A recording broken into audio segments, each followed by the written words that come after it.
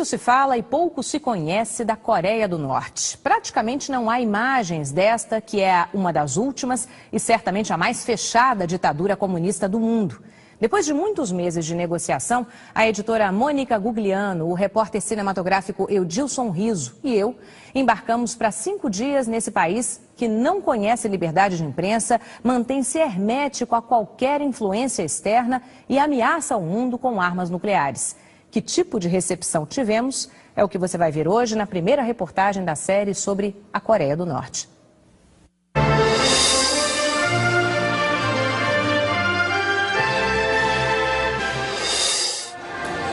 Para um voo que tem como destino a Coreia do Norte, este até que estava bem cheio. São apenas 2 por semana, partindo de Pequim, na China, direto para Pyongyang. Quem embarca neles, em geral diplomatas e funcionários de organizações de ajuda humanitária, sabe que conseguir o visto é apenas a primeira dificuldade. Já na chegada, percebemos que teríamos muitas outras pela frente. Mas pelo menos teríamos um carro, na verdade um micro-ônibus. São pouquíssimos os veículos circulando nas ruas da capital coreana e todos do governo, para servir aos altos funcionários do partido. E teríamos companhia, 4 guias permanentemente conosco, e todos falavam espanhol e entendiam português. Além do impecável motorista, um assistente caladão, mas incansável, a representante do Comitê de Relações Culturais com a América Latina, Kim Suk, e o Sr. Kim, com quem descobriríamos nosso primeiro choque cultural. Na chegada ao hotel, quando pedi de volta nossos passaportes e nossos bilhetes aéreos, recolhidos por ele no aeroporto, soube que só veríamos os documentos de novo na despedida. É o mesmo com todos os visitantes do país?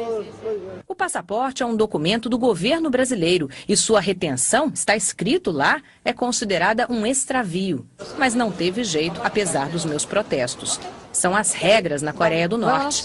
Rapidamente entendemos que a visita havia sido cuidadosamente planejada por eles e sair do roteiro estava fora de questão. Pelo menos não estávamos sozinhos. O controle da informação é o mesmo para os cidadãos coreanos. Esse povo ordeiro e disciplinado que a gente vê nas ruas só tem acesso na TV aos 3 canais estatais. Livros, quase todos escritos pelo grande líder Kim Il-sung, que deixou no poder, depois de sua morte em 94, o filho Kim Jong-il. E é dele que se ocupam hoje os jornais, todos do partido. Além de longos editoriais enaltecendo o governo, o que se publica são notícias e fotos do dirigente, onde ele esteve, o que viu e o que decidiu para o bem da população. Os filmes feitos aqui também são pura propaganda ideológica com forte conteúdo moral. Como nesta história, em que a mocinha abdica do amor para servir à comunidade. E assim fomos sendo levados, de um monumento a outro, como este aqui, o Arco do Triunfo coreano, 5 metros mais alto que aquele de Paris, fazem questão de nos dizer nossos guias, e que homenageia a volta do grande líder da guerra contra o Japão. Na cidade, impecável, limpa, nenhuma vitrine, nenhum anúncio, a não ser estes, no alto dos prédios, com frases de incentivo ao regime. O líder camarada Kim Il-sung está conosco. Ou, sigamos o caminho apontado pelo general. Ou, viva a unidade entre o exército e o povo. Um grupo de desavisados turistas da Coreia do Sul se aproxima de nós. Sim, turistas são bem-vindos, me dizem os guias. Mas descubro que estes aí são todos do Comitê de Reunificação das Coreias, escolhidos a dedo para a viagem. E antes que pudéssemos conversar mais, os guias me avisam que temos de ir. Estamos muito atrasados para o almoço. Momento fundamental para quem não tem um histórico de comida farta. Nos restaurantes escolhidos por eles, claro, ficamos num reservado, sozinhos. Neste aí, descobrimos que o problema de energia elétrica vivido pela Coreia do Norte é real. Os apagões são frequentes, a qualquer hora do dia. Nas negociações para que a Coreia do Norte abandone as armas nucleares, o governo de Pyongyang exigiu dos Estados Unidos, como contrapartida, um reator para a geração de energia. Mas o acordo parece destinado ao fracasso. E o espírito anti-americano, tão profundamente arraigado aqui, explica por quê. O Museu da Vitória na Libertação da Pátria tem um jeitão de Museu da Humilhação Americana. Fotos e reproduções de documentos do início dos anos 50, na Guerra da Coreia, contam a história do ponto de vista do Norte. Nossa guia, Kim Suk, me dá a sua versão de como os Estados Unidos agrediram a pátria e tomaram o Sul. Como entregaram armamentos ao exército títere da Coreia do Sul, como assassinaram inocentes e como foram derrotados pelo Norte. Cada vez menos contida, ela então defende as armas nucleares. Tropas norte-americanas sempre estão ameaçando contra nossa parte. Por isso, nós nos empurrou a dispor de armamentos nucleares para defender nossa parte, nossa vida. A comunidade internacional supõe que os reatores estejam localizados em Daecheon e Yongbyon, duas das várias áreas proibidas do país, onde também ficam as penitenciárias políticas, como a de Iodok, objeto de inúmeros relatórios das comissões internacionais de direitos humanos que afirmam que para lá vão os desafetos do governo, em prisão perpétua. A disciplina imposta faz de nossos guias coreanos gente que não gosta de negociar. Pedimos para visitar um mercado, insistimos. Acabaram nos levando a uma lojinha de produtos para turistas. O Sr. Kim explica. Está proibido filmar, tirar foto, tudo está proibido. Sim, porque ahí todo dentro y vemos todo. el mundo les gusta tirar, los coreanos no les gusta tirar fotos en la tienda. Pedimos para conversar com jogadores de futebol. Os coreanos são fanáticos pelo esporte, como nós. Disseram que estavam todos de férias. Pedimos para visitar uma residência, dar uma espiadinha na rotina de um cidadão comum. Impossível, disseram eles. Uma coisa é entrar no país, outra bem diferente é entrar em contato com o povo. Famílias em casa, nos seus afazeres cotidianos, o que comem, como dormem, ainda são um assunto muito delicado por aqui. O mais perto que a gente conseguiu chegar das pessoas foi aqui, da janela do nosso quarto do hotel. Hotel do qual, aliás, só saímos acompanhados dos guias, que também se hospedaram ali para nos assistir melhor durante a visita. A qualquer hora do dia ou da noite, ali estavam eles, no lobby. Nossos passaportes só retornaram às nossas mãos na hora do embarque de volta. Mas, apesar das proibições, já havíamos registrado preciosas imagens do país mais fechado do mundo. Imagens que você vai ver ao longo desta semana. A festa popular a que a mãe desse menininho foi assistir lá em Pyongyang é a mesma que nós vimos há 2 semanas. Na reportagem de hoje sobre a Coreia do Norte, a editora Mônica Gugliano, o repórter cinematográfico Edilson Riso e eu vamos mostrar como os coreanos comemoram as datas importantes para o país e como a disciplina e a obediência ao Estado estão presentes mesmo em momentos de festa.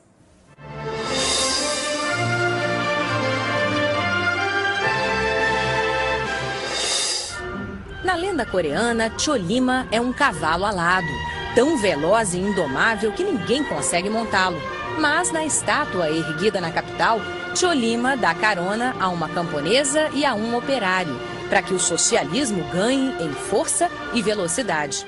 O Estado na Coreia do Norte apropriou-se de vários mitos populares para reforçar o seu próprio. Foi assim também com o Arirang. Visitamos o país na semana da festa do Arirang, uma bela lenda popular que conta a história de um amor impossível.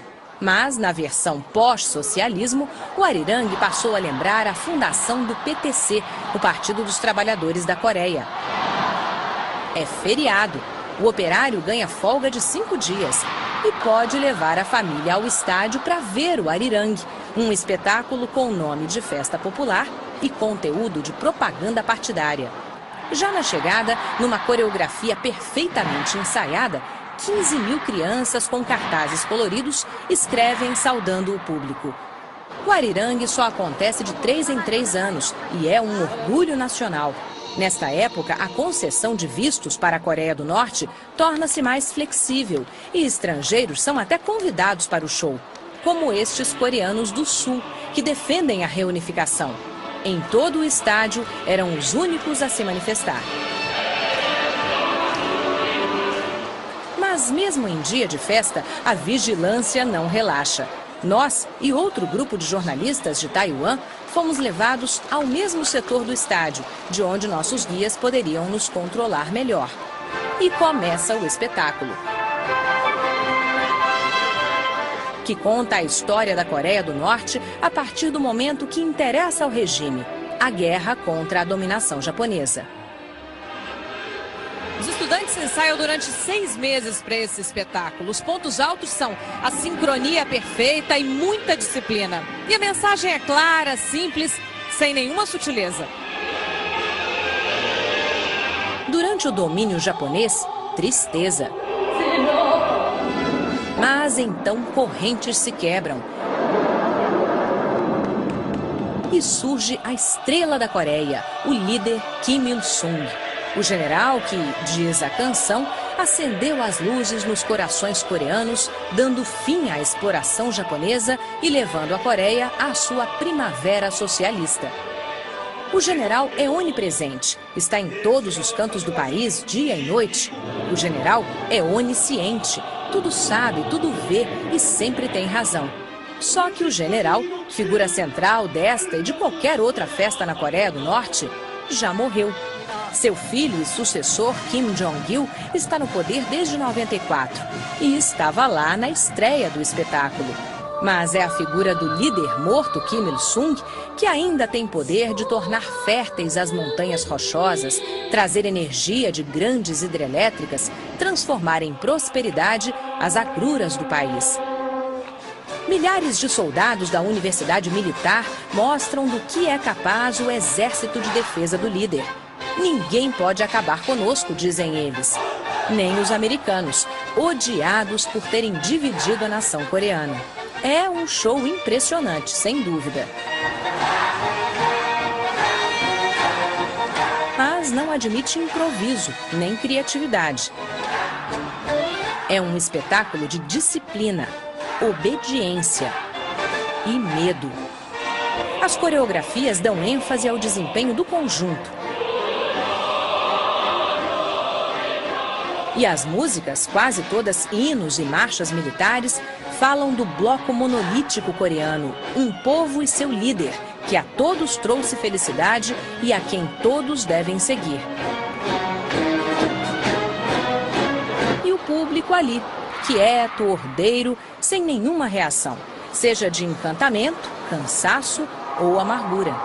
No fim do show, pedimos para conversar com alguém, entrevistar um dos espectadores. Mas é claro que a resposta foi não. Só nos restou o espetáculo da saída do estádio, tão disciplinado quanto o que havíamos visto lá dentro. O país vive sob um regime de ausência total de liberdades. Mas a ditadura comunista mais fechada do mundo passa por transformações. Muito lentamente começa a se abrir. Mas é difícil prever qual será o desfecho desse processo. E é o que você vai ver hoje na terceira reportagem da série sobre a Coreia do Norte.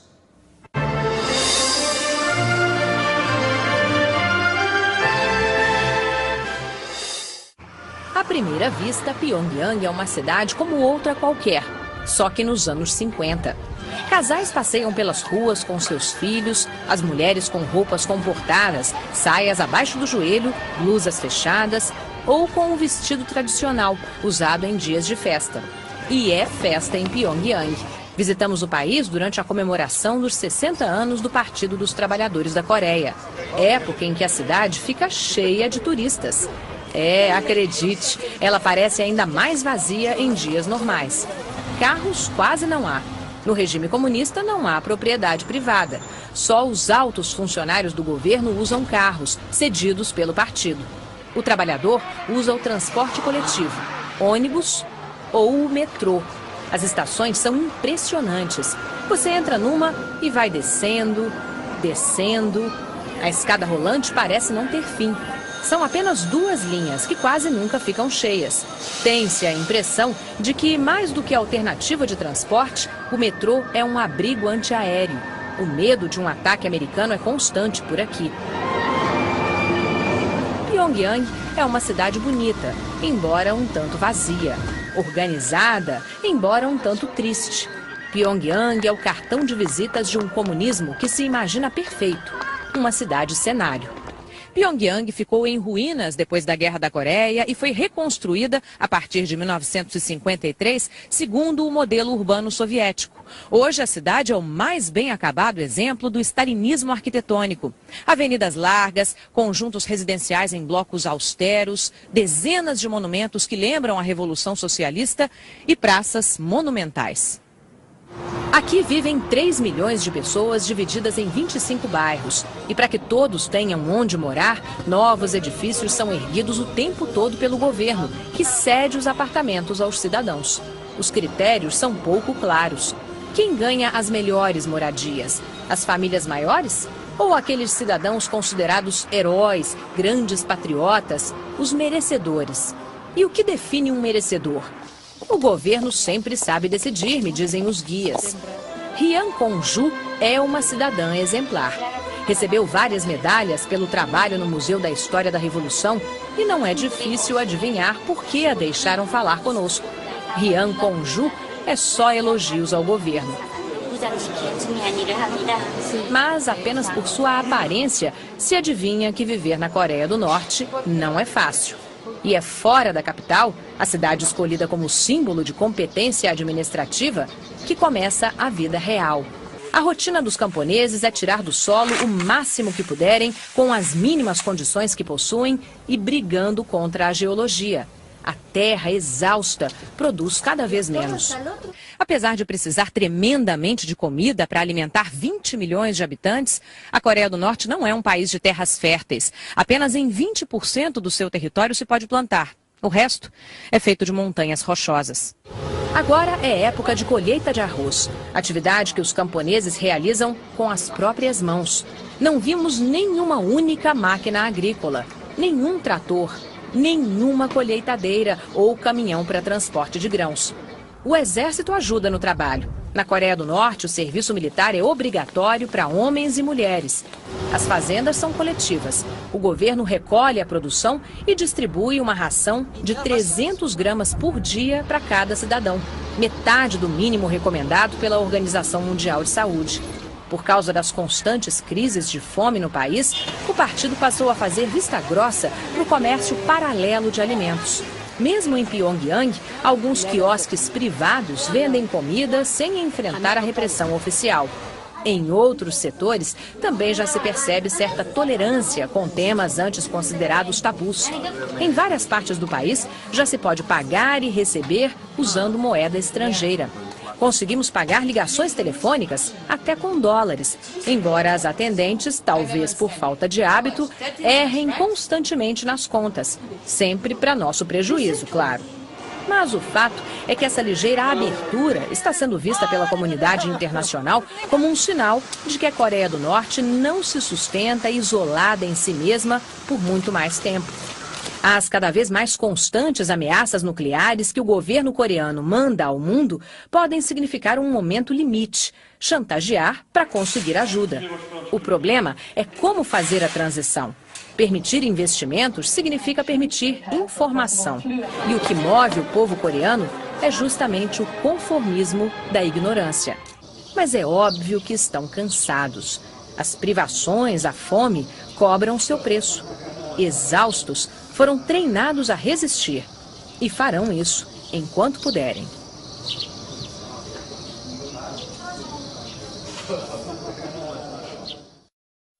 E outro país que, apesar da resistência internacional, está no clube das armas nucleares é a Coreia do Norte. E hoje você vai conhecer o homem que inventou esse país, o mais fechado do mundo. O ditador que morreu há mais de 10 anos, mas continua vivo no dia a dia dos coreanos.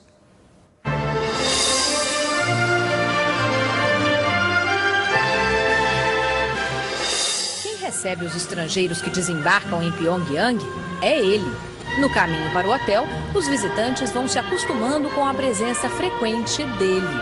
O grande líder está em toda parte, em todas as paredes de todos os salões de todos os prédios da cidade, em monumentos espalhados em locais estratégicos da capital, no metrô, nas praças. Kim Il-sung é mais do que o grande líder da Coreia do Norte. Ele é a própria nação. Aqui, Kim Il-sung tem 20 metros e é todo feito em bronze. Quando se casam, os jovens, antes mesmo da lua de mel, tratam de vir à praça prestar homenagens a Kim Il-sung.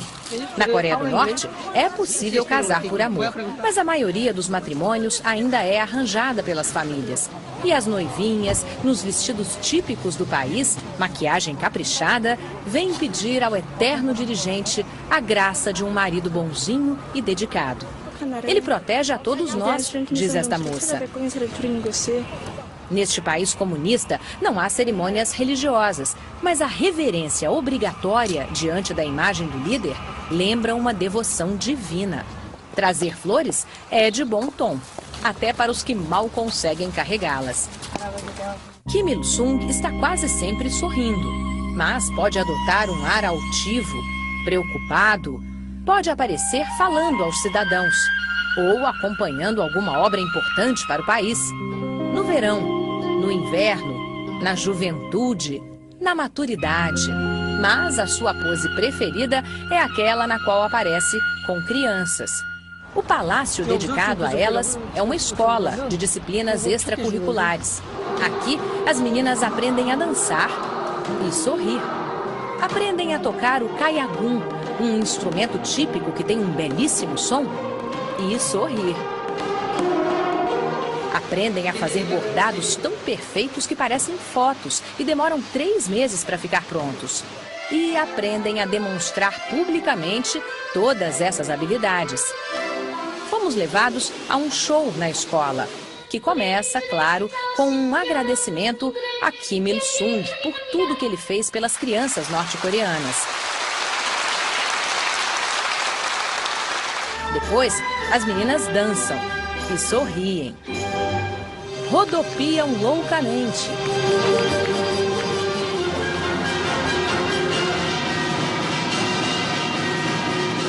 Sempre sorrindo.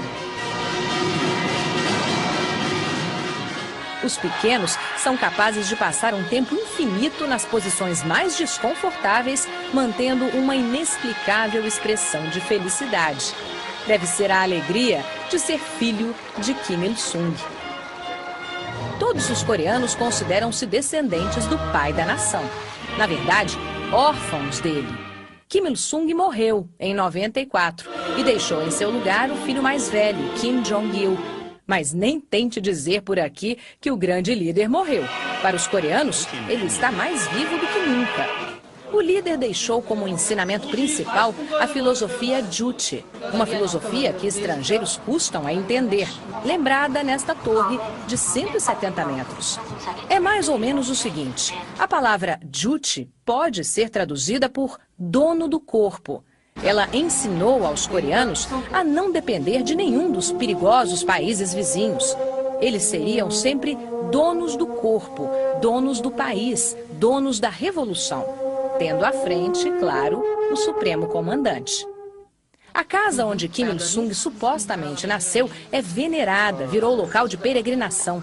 Trata-se de uma construção muito simples, erguida pelos avós do grande líder. Fruto de uma família humilde, Kim Il-sung teria decidido, aos 12 anos de idade, resgatar a pátria do domínio japonês.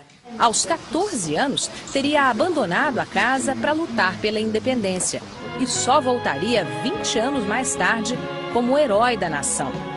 Em torno da casinha, os coreanos construíram um lindo parque, com muitos pinheiros, árvore que, costumava dizer Kim Il-sung, é o símbolo da firmeza do povo, e um mirante, de onde se vê quase toda a capital, durante o dia, porque à noite é difícil enxergar qualquer coisa na cidade. Pyongyang, como toda a Coreia do Norte, enfrenta apagões constantes. Falta dinheiro para investir na geração de energia. Os moradores da cidade têm que racionar o uso da luz. Afinal, é preciso iluminar os monumentos que lembram o soberano líder. O eterno presidente Kim Il-sung é conhecido e venerado entre os coreanos pelos mais diversos adjetivos. Alguns que eu ouvi e consegui anotar são os seguintes: Sol eterno, general, pai da nação, salvador dos oprimidos, libertador da nação, generalíssimo, estrela da Coreia, protetor do país, presidente eterno e onipresente, incansável protetor da pátria, grande líder, fundador do socialismo coreano, líder máximo. É por tudo isso que uma das marcas registradas dos coreanos do norte é o broche que trazem sempre do lado esquerdo do peito, o lado do coração, com a imagem de Kim Il-sung. Um ditador tão poderoso que conseguiu sobreviver à própria morte. Um político tão habilidoso que transformou em sucessor o filho polêmico e com fama de playboy. O líder que inventou o país mais fechado do mundo. As armas nucleares coreanas são uma ameaça usada com veemência por um governo que precisa de ajuda. A Coreia do Norte, separada da Coreia do Sul desde o fim da Segunda Guerra, agora quer a reunificação. E por quê? É o que você vai saber na reportagem de hoje sobre o país mais fechado do mundo. E você vai conhecer também a fronteira entre Coreia do Sul e Coreia do Norte.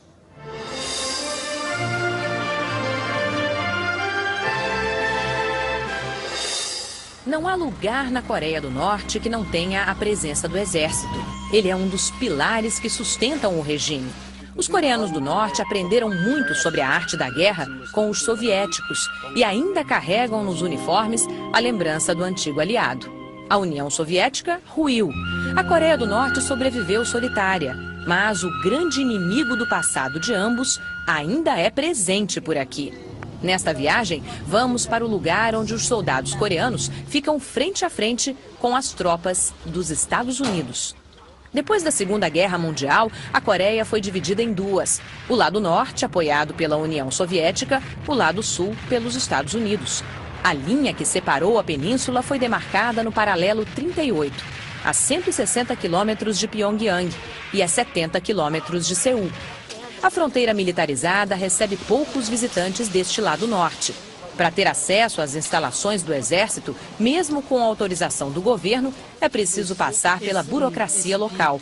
Nossos guias trocaram papéis para lá, anotações para cá e finalmente pudemos entrar. Depois de passar a pé pela primeira barreira, seguimos de ônibus, acompanhados de um soldado norte-coreano. Mas há civis na área, camponeses. A falta de solo fértil deste lado norte é tamanha que nenhum pedaço de terra pode ser desperdiçado. Observadores neutros de agências internacionais também são, eventualmente, admitidos no local, até o limite da demarcação. Nós estamos na zona de administração conjunta militar. Aqueles edifícios mais claros que você vê ali na ponta pertencem aos Estados Unidos. Os azuis pertencem à Coreia do Norte. A linha que divide as duas Coreias é aquela linha de cimento que você vê passando exatamente no meio dos edifícios. Do lado de cá, só coreanos do norte. Do lado de lá, apenas americanos. Mesmo estando a apenas 20 metros de nós, um oficial americano nos observa de binóculos. Tanta movimentação não é comum por aqui. Tão próximos uns dos outros, os soldados dos dois lados não se falam. Mesmo dentro das casas construídas exatamente sobre a linha de fronteira, ninguém ultrapassa a demarcação. O edifício de linhas modernas, onde os Estados Unidos montaram, digamos assim, o seu QG, fica exatamente em frente a outro, mais austero, onde os norte-coreanos têm suas salas e onde conversamos com este soldado. Ele me diz que a relação entre os dois lados é tensa. Cada recuo nas relações diplomáticas eleva o grau de animosidade neste território comum. Para manter o moral da tropa, o lado norte montou vários pequenos museus que contam a história da Guerra da Coreia, sob o ponto de vista, claro, da estupenda vitória do norte. Muitas fotos do líder que conduziu as tropas, o indefectível Kim Il-sung. Fotos de algumas cabeças cortadas nas batalhas. E a mesa onde, em 53, foi assinado o armistício que estancou a sangria dos dois lados. A paz definitiva nunca foi acordada. Mas a campanha pela reunificação ganhou prioridade agora para o norte. Os soldados nos levam a um monumento que reproduz a última assinatura de Kim Il-sung antes de morrer em 94. Ele teria deixado um documento com o seu desejo derradeiro, a união da península. Mas os termos dessa reunificação não são claros até hoje, o que leva a crer que, mais do que uma união política, o governo do norte estaria de olho mesmo nos investimentos que poderiam vir do sul. Aquele mesmo soldado que entrevistamos me diz que torce por uma nação única, mas que, se for necessário, estará pronto a derramar seu sangue pela pátria do norte. Enquanto as negociações prosseguem no terreno diplomático, enquanto as ameaças são mantidas no campo militar, no território físico, milhares de famílias continuam separadas e talvez já nem se reconheçam mais num grande reencontro. A Coreia do Sul entrou confiante no século XXI. O lado norte parece ter mergulhado em si mesmo nos anos 50 e permanece lá até hoje. Num país com tão pouca comida, a alimentação para os estrangeiros é farta para causar impressão. Tudo que o visitante vê é uma meia-verdade, como num teatro. Hoje você vai conhecer um pouco dos bastidores da nossa viagem à Coreia do Norte, o país mais fechado do mundo.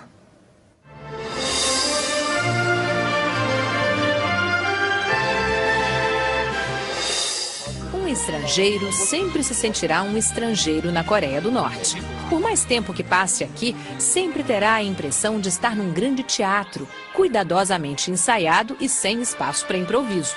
Todos fazem o que o partido espera que façam, o que inclui causar boa impressão aos forasteiros. Nossos guias, os reis da proibição, tentam dizer não da maneira mais simpática possível. Estão treinados para demonstrar felicidade. Mas o que eles gostavam mesmo era da hora do almoço. Por estarem com estrangeiros, eles também tinham direito a uma refeição. Nos restaurantes não há cardápio. Serve-se o que há no dia, o que já é uma maravilha para quem só tem arroz em casa. Aqui, uma espécie de sopa com tudo dentro. Repolho, cebola, batata, pimenta, claro, e carne moída. Carne de quê? Não sei.